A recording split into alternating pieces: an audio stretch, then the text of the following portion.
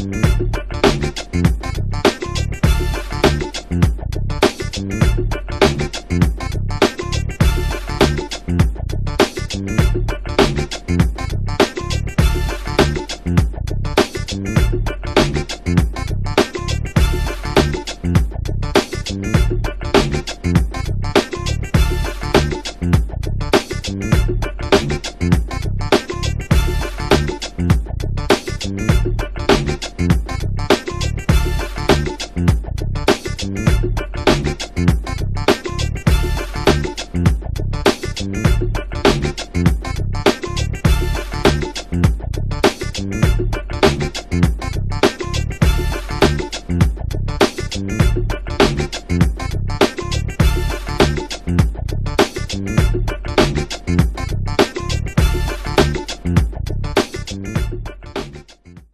want to support Roland Martin Unfiltered? Be sure to join our Bring the Funk fan club. Every dollar that you give to us supports our daily digital show. There's only one daily digital show out here that keeps it black and keep it real as Roland Martin Unfiltered. Support the Roland Martin Unfiltered daily digital show by going to RolandMartinUnfiltered.com. You can make this possible. Folks, Viacom CBS chose to end their long-running relationship with Nick Cannon after a podcast interview with Professor Griff, formerly of Public Enemy. Viacom CBS accuses Cannon of promoting hateful speech and spreading anti-Semitic conspiracy theories from this podcast. Then let's go to what it really is then. When we talk about the power of melanated people, when we talk about who we really are as guys and understanding that our melanin is so powerful and it connects us in a way that the reason why they fear black, the reason why they fear is because the lack that they have of it. So then when you see what, Dr. Francis C. Welsing talked about is that fear in that genetic annihilation deficiency of when you have a person that has the lack of pigment, the lack of melanin, that they know that they will be annihilated. So therefore, however they got the power, they have the lack of compassion. That melanin comes with compassion. Melanin comes with soul that we call it soul. We soul brothers and sisters. That's the melanin that connects us. So the people that don't have it are a little, and I'm gonna say this carefully, are a little less, and where the term actually comes from, because I'm bringing it all the way back around to Minister Farrakhan, to where they may not have the compassion or the when they were sent to the mountains of Caucasus, when they didn't have the power of the sun, that the sun then started to deteriorate them. So then they're acting out of fear, they're acting out of low self-esteem, they're acting out of a deficiency. So therefore, the only way that they can act is evil. The only way they have to rob, steal, rape, kill, and fight or flight, in order to survive. Exactly. So then these people who didn't have what we had, and when I say we, I speak of the melanated people. They had to be savages. They had to be barbaric. Because they're in these Nordic mountains. They're in these rough, torrential environments. So they're acting as animals. So they're the ones that are actually closer to animals. They're the ones that are actually the true savages. And then they built up such this I don't want to say warrior, but they built up such this conquering barbaric mentality. Now, it was more than an hour-long podcast. Cannon later took to social media and said this: anyone who knows me knows that I have no hate in my heart, nor malice intentions. I do not condone hate speech nor the spread of hateful rhetoric. We are living in a time when it is more important than ever to promote unity and understanding. The Black and Jewish communities have both faced enormous hatred, oppression, persecution, and prejudice for thousands of years, and in many ways have and will continue to work together to overcome these obstacles. When you look at the media and other sectors in our nation's history, African Americans and the people of the Jewish community have partnered to create some of the best, most revolutionary work we know today. I'm an advocate for people's voices to be heard openly, fairly, and candidly. In today's conversation about anti-racism and social justice, I think we all, including myself, must continue educating one another and embrace uncomfortable conversations. It's the only way we all get better. I encourage more healthy dialogue and welcome any experts, clergy, or spokespersons to any of my platforms to hold me accountable and correct me in any statement that I've made that has been projected as negative. Until then, I hold myself accountable for this moment and take full responsibility because my intentions are only to show that as a beautiful human species, we have way more commonalities than differences. So let's embrace those as well as each other. Now, that's what he released on Monday. This is the statement that Viacom released on Tuesday. Statements from Viacom CBS about Nick Cannon attributed to Viacom CBS spokesperson. Viacom CBS condemns bigotry of any kind, and we categorically denounce all forms of anti-Semitism. We have spoken with Nick Cannon about an episode of his podcast, Cannon's Class, on YouTube, which promoted hateful speech and spread anti-Semitic conspiracy theories. While we support ongoing education and dialogue in the fight against bigotry, we're deeply troubled that Nick has failed to acknowledge or apologize for perpetuating anti-Semitism, and we are terminating our relationship with him. We're committed to doing better in our response to incidents of anti-Semitism, racism, and bigotry. Viacom CBS will have further announcements on our efforts to combat hate of all kinds. Now, other folks got involved, and this thing, of course, took off on social media, you name it. Dwayne Wade sent a tweet out where he said, to Nick Cannon, we are with you, keep leading. That was today at 1:56 p.m. Well, Wade got lots of criticism from folks for that particular tweet. He then tweeted this out. I want to clarify my now deleted tweet. I was not supporting or condoning what Nick Cannon specifically said, but I had expressed my support of him owning the content and brand he helped create. That was at 4:32 p.m. He then tweeted this. I was too quick to respond. This is an hour later, because he got more criticism. I was too quick to respond without being fully informed about his hurtful anti-Semitic remarks. As you all know, I have zero tolerance for any hate speech. Now, that was his particular tweet. Diddy sent out a tweet, and this is what Diddy sent out. He said right here, Nick Cannon, come home to Revolt TV, truly black owned. We got your back and love you and what you have done for the culture. We are for our people first. For us, by us, let's go. Now, there's a new development in this, and that is Nick Cannon now is stating on his page, point blank, that he said that Viacom, he wants ownership of Wild 'N Out, the show that he created. He produced a 1,500 word response on his Facebook page. He has about 3 million followers on his Facebook page. And he demands, this is, let's see here. This is what he tweeted out. Let's see if I can increase this.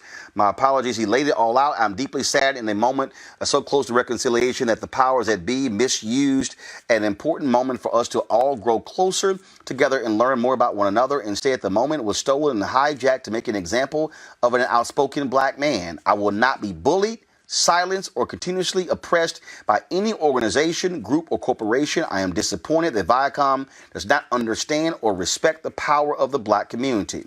He then goes in and details his relationship with Viacom as a family over the last 20 years. He also lays out that in terms of what's going on here. And then you also, of course, have him operating as host and executive producer of The Masked Singer. Now, no word on whether or not that's what's going to happen there. He also has a daily talk show host, then has a daily radio show.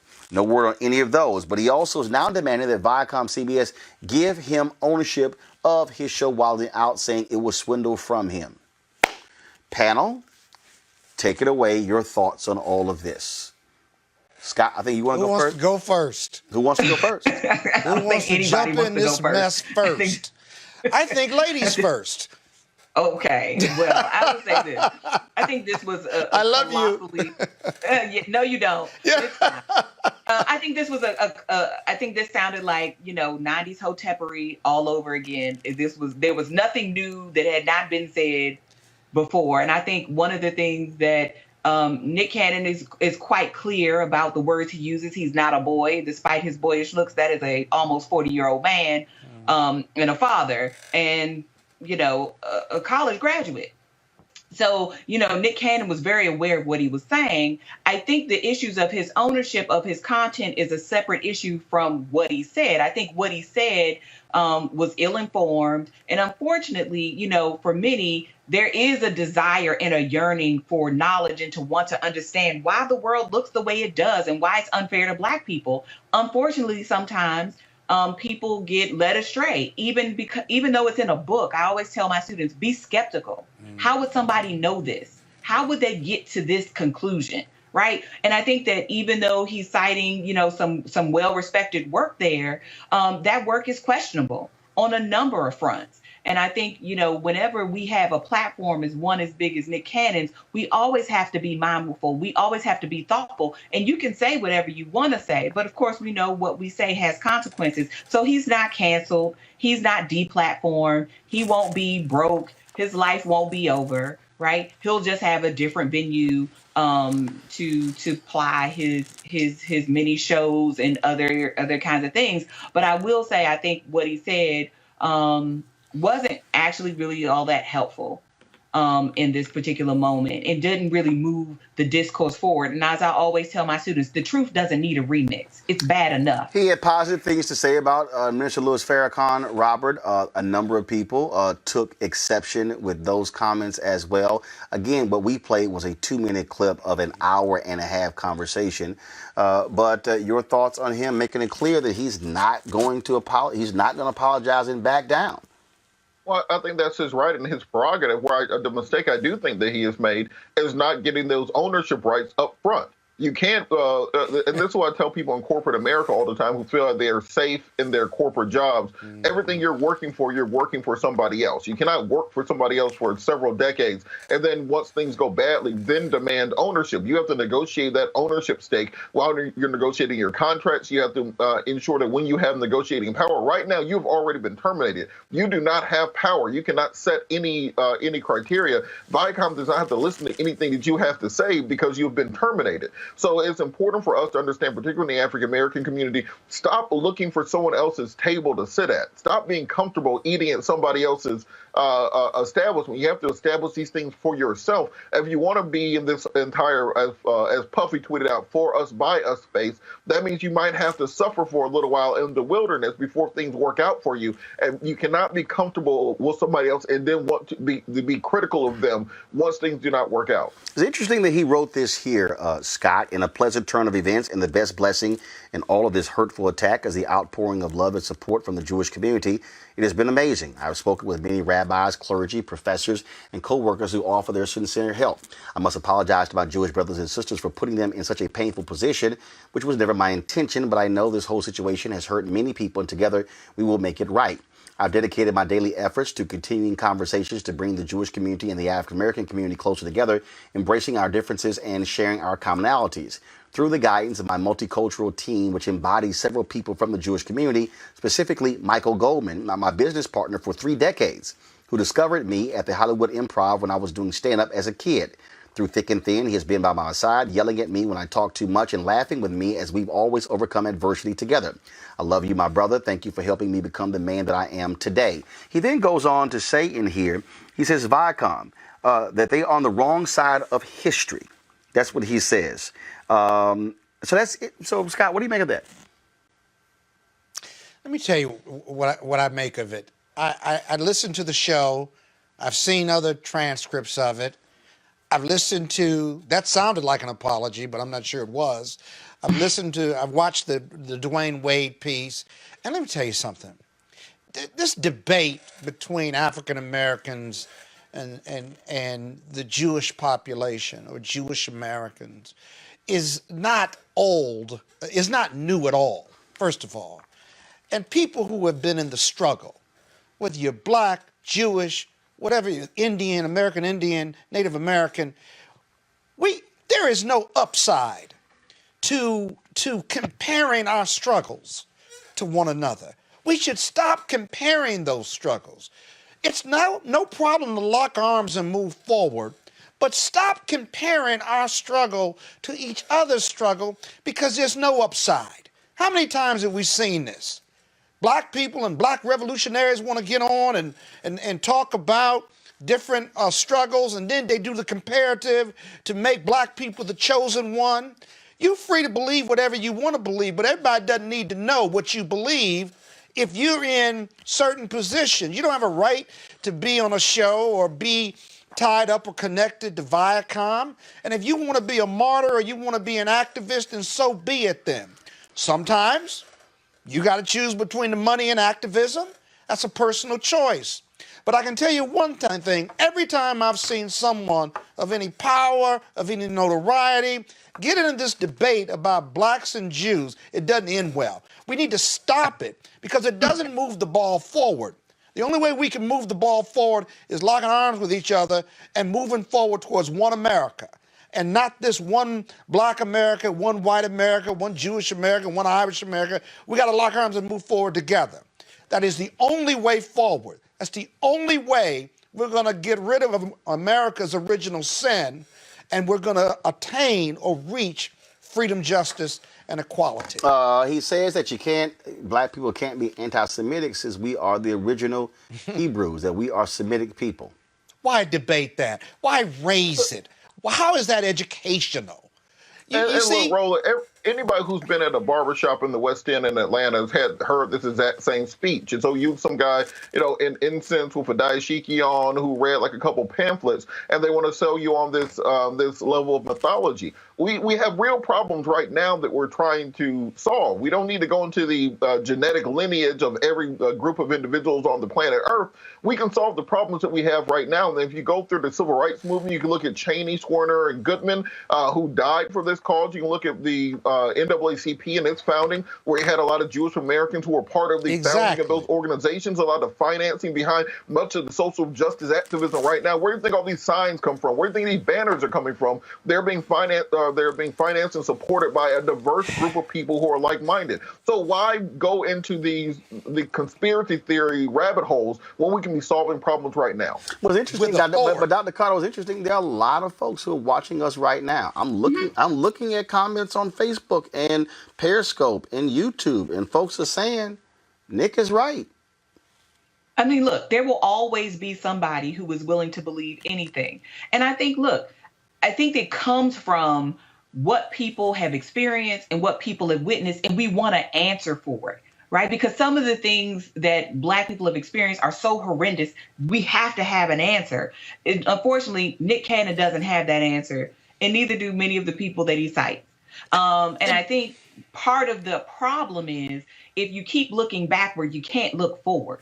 And it doesn't mean we're saying nobody cares about Black people and we shouldn't care about, so the uniqueness of our experience and our culture. Nobody is saying that or suggesting that. But it's saying that if we're going to do anything forward thinking, then it can't be because we're tethered to these old notions about race, because that same racial science that he's playing with is the same racial science that justified Black people's enslavement and continued denigration of this country. And we don't want to be a part of that. We shouldn't be a part of that. Our justice is not going to come on somebody else's neck. Exactly. Final comment, Scott.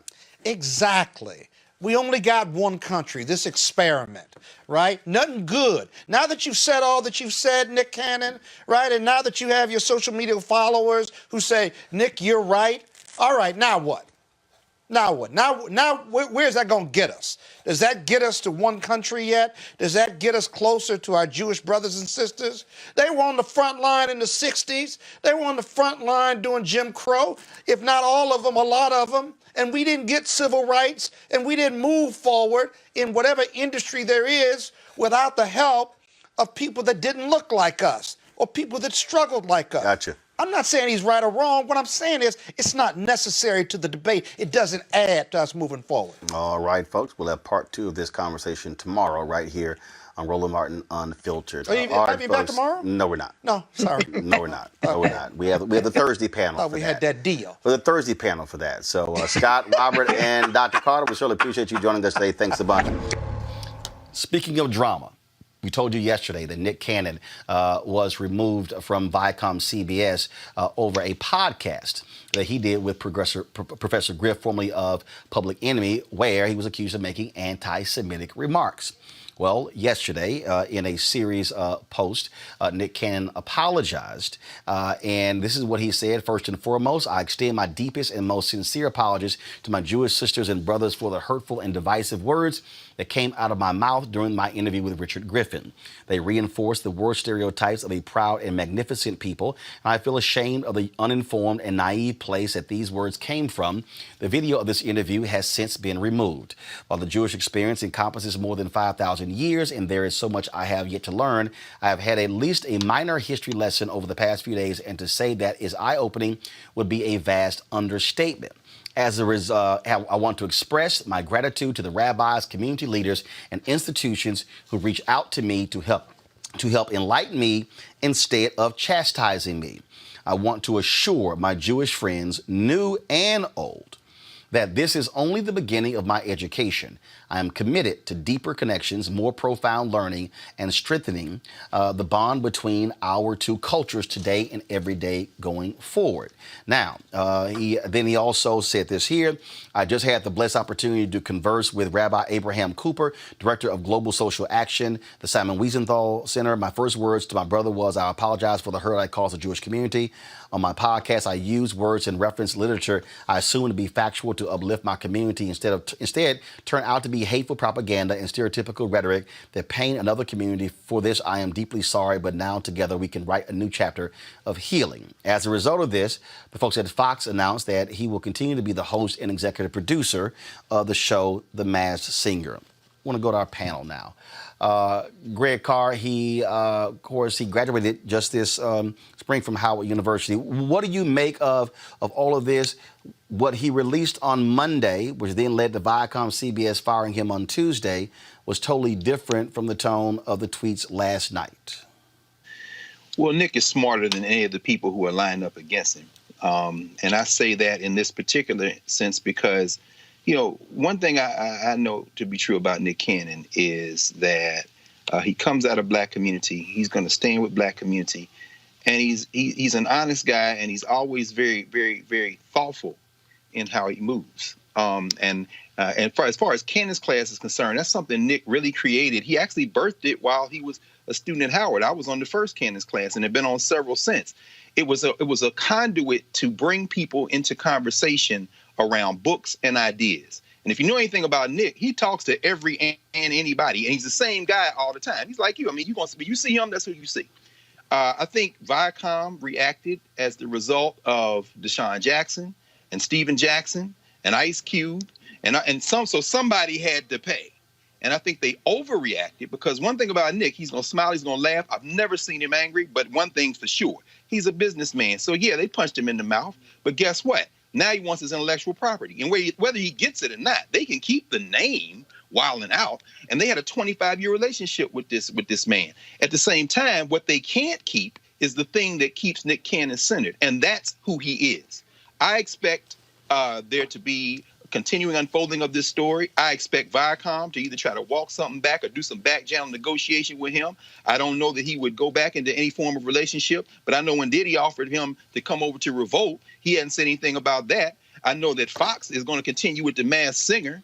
I know that he's supposed to be debuting a talk show in the fall. And I know one thing, never bet against somebody who values themselves beyond any context. And we can talk about all that anti-Semitism stuff another time because, you know, people are calling stuff hotepery. Anybody says hotep, I probably at the moment they say that, I mute them in my mind because I know that they don't know enough about the conversation to continue the conversation intelligently. Well, and Greg, we can talk about that another time. Well, Greg, on that point, people who were criticizing him were blasting that very thing. And so you just said it. So when you hear people condemn Hotep and consider it to be some far nutcase sort of deal that obviously we discussed this before, doesn't sit well with you. Well, no, I mean, it doesn't sit well or not sit well with me. I don't take them seriously because they don't know enough to have an intelligent conversation. There are two dimensions to the question of Black-Jewish relationships in the modern era. One of them is the cultural question. And that's really when they say Hotep, I think that's what they're talking about. Although they don't know what Hotep means, I could write it in glyphs on their forehead and they wouldn't be able to translate it. But they're using that as a label for the idea of a stew of conspiracy theories and off history. They don't know enough history to talk about whether it's off or not. And what you saw with that exchange with Professor Griff, Nick was talking about books that Griff had written, and then he's dropping in things from what he had read, which a lot of that is street literature. And there's a real conversation to be had as to why that literature exists. So if you watch the whole Candace class, you can see him trying to weave in and out of that, but then he introduces some other conversations that speak to that street literature. The people who are saying, oh, that's Hotep, are really talking about that type of literature that has existed outside of the university, but inside the university, there's no real debate about the origins of the Abrahamic faith traditions. They all come out of Northeast Africa, beginning with Judaism, and Jews are not white initially. But that gets conflated into another kind of conversation, and that's the second category. The second category is the political category of people in white nationalist societies trying to avoid last place. If we understand the history of Judaism, we understand that Jews have been persecuted for centuries. And most of that persecution in the United States has come from white Anglo-Saxon Protestants, the biggest anti-Semite in American history. There's one candidate we could name. His name would be Henry Ford, who wrote a whole 3 volumes called The International Jew, the World's Foremost Problems. Jews had to fight like a number of white ethnics in this country to battle their way into whiteness at the risk of persecution. The Klan didn't like the Jews, the Klan didn't like the Catholics, and the Klan didn't like the blacks. So what you have then is coalition politics, which forms between white ethnics and black folk at key moments. Harold Cruz writes about it in his book, Plural but Equal. But what you also have is tensions that emerge as well. Because ultimately, for example, when you have some of the Jewish organizations take the opposite side against black people in the Baki case in the 1970s, as Jews become more assimilated into white culture, you have this negotiation with the blacks who get left behind. That's the source of tensions. It's too sophisticated to be carried out in an hour in Cannon's class when Nick is talking about to somebody who's basically come out of those communities trying to puzzle through that. But I'll tell you one thing about Nick Cannon. If he lives, every word he tweeted and said in that rapology, he's going to stick by it. You know who he's going to invite to that Cannon's class table? He's going to invite all the rabbis. He's going to invite the scholars. He's going to read every word of every book anybody tell him to read. And what will emerge out of this is the real culprit. And the real culprit in this, as far as I'm concerned, Viacom and everybody else, are these corporations that don't like any Negro to get too uppity and have too much power. And you got to bring them out in the yard and try to cut their foot off in front of everybody else before anybody else get any ideas about being independent. These were tweets he also posted today. Let me read those. Folks, pull those up. He said, morning radio family, I've decided to take some time away from my radio show so I can commit myself to deeper, more thorough reflection and education. I will use this time to establish an action plan towards real impactful change and advocacy aimed at bringing people together. I continue to express my gratitude to the rabbis, community leaders, and institutions who have reached out to me to help enlighten me. Their input and friendship will help me as I further commit myself to more profound learning and towards strengthening the bond between the Black and Jewish cultures every day going forward. Erica, your thoughts? Yeah, I pretty much saw that this was the way that this kind of was the direction that the tweets were going to go in. But I just, when I started kind of like looking back on everything that had kind of happened, it was amazing to me that this was a podcast that had been living since June 30. And so just looking at how this, took fire in this present day and the way that Nick has really handled this, taking a break away from his morning radio show, saying that, as Dr. Carr has just said, he's going to take time and sit with all of those people that he's going to begin to build action plans with. As somebody who is a businessman, somebody who has really kind of shown the way how to move throughout, having been a child actor and developed programming, I'm really going to be watching and to see the other side, how Nick is going to move and matriculate through this. And I think that that's going to be very interesting to see. One last thing that I would add is that, we are in a country that has built its assets off of being anti-Black.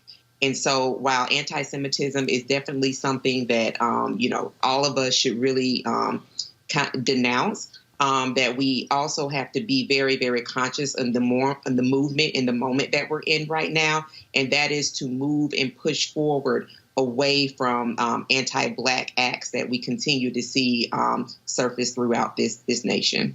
Reese, Kareem Abdul-Jabbar wrote a piece in the Hollywood Reporter where he took to task African Americans over anti-Semitism. He wrote this piece, "Where is the outrage over anti-Semitism in sports in Hollywood?" He talked about Ice Cube. He talked about Deshaun Jackson, and any number of things.